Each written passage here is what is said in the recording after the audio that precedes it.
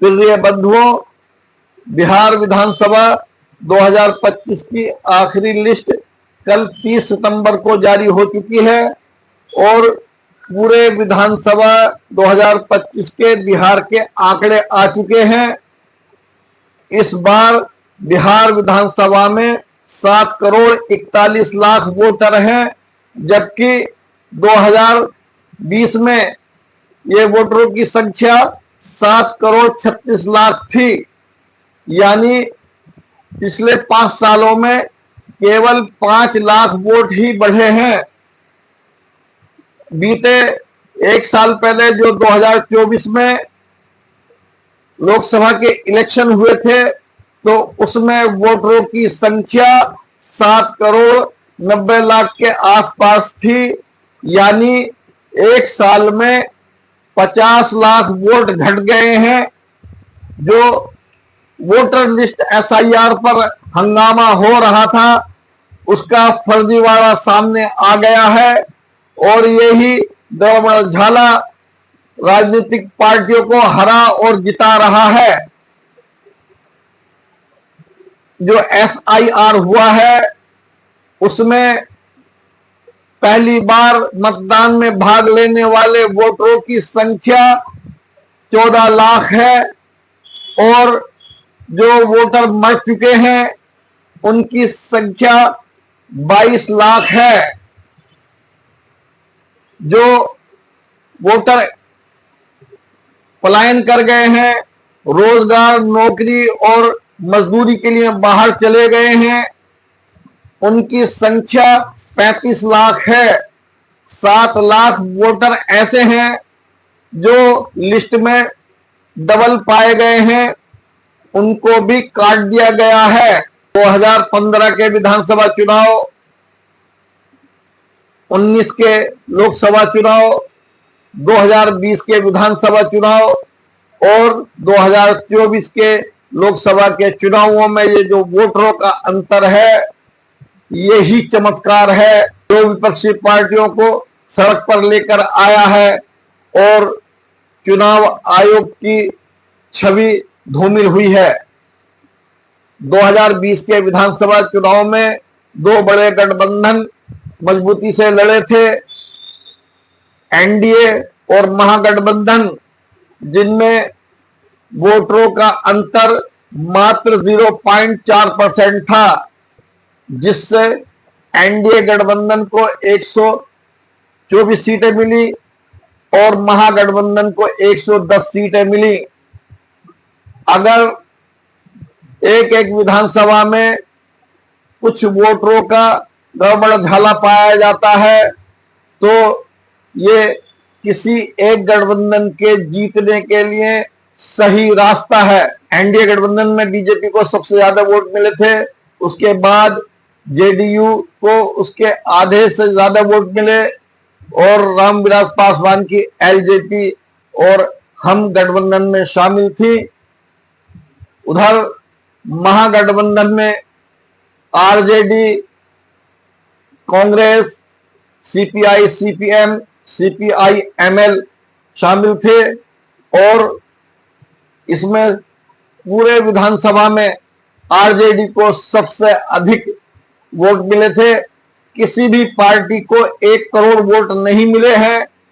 RJD को जो vote मिले थे उसके आधे से भी कम कांग्रेस को मिले थे और इस तरह से जो वोटों का अंतर पाया गया वो मामूली था, 0.04% था, जिससे परिणाम बहुत ज्यादा प्रभावित हुए।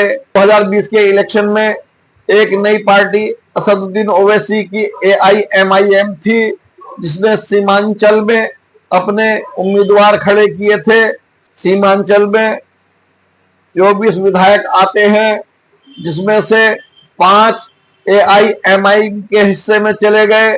बाद में उसके 4 विधायक RJD में शामिल हो गए थे। बिहार विधानसभा के 2025 के चुनाव के लिए जो लिस्ट जारी हुई है, इसमें कटे, बढ़े, मरे और विस्थापित हुए वोटरों के अंतर में बहुत गड़बड़ झाला है और बहुत बड़ा अंतर है। सीमांचल में सबसे ज्यादा 4 लाख वोट कटे हैं, जो आरजेडी और महागठबंधन के परंपरागत वोट कहलाते हैं। 2025 की जो विधानसभा की वोटर लिस्ट तैयार हुई है, उसने महागठबंधन को चिंता में डाल दिया है।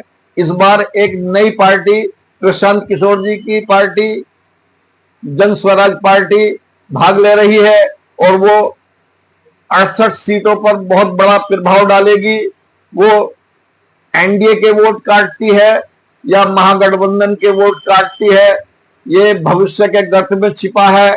अभी बिहार में जो उपचुनाव हुए थे, उसमें जन स्वराज पार्टी ने हिस्सा लिया था और उसे अगले पिछड़े दलित और महादलित सभी वोटरों का सहयोग मिला था।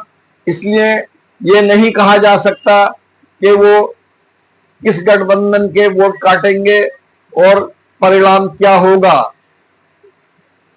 चुनाव आयोग ने इस बार 470 अधिकारी तैनात करने की घोषणा की है, जो बिहार से बाहर के होंगे और बिहार के जो प्रशासनिक अधिकारी हैं, डीएम, कमिश्नर, एसपी, एसएसपी और डीआईजी, उनको अलग रखा जाएगा और उन 470 अधिकारी चुनाव में अपना वो 470 अधिकारी चुनाव को अपने नियंत्रण में लेंगे और चुनाव संपन्न कराएंगे।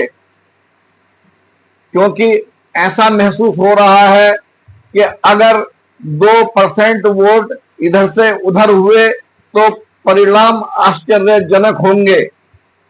कुछ महीने पहले जब एसआईआर शुरू हुआ था, तब एनडीए की मीटिंग हुई थी और एनडीए ने घोषणा की थी कि 2025 के विधानसभा चुनाव में बिहार में 225 सीटें एनडीए को आएंगी।